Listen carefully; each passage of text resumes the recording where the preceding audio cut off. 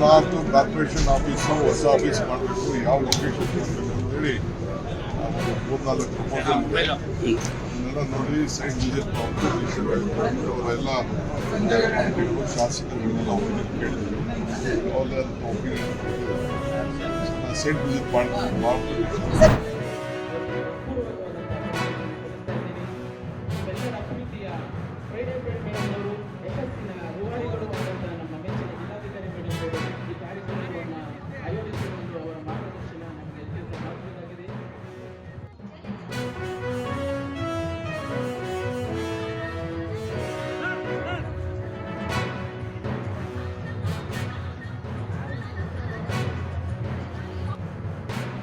ಒಂದು ಶಾಲೆಗೆ ಹೆಮ್ಮೆಯಾಗುತ್ತೆ.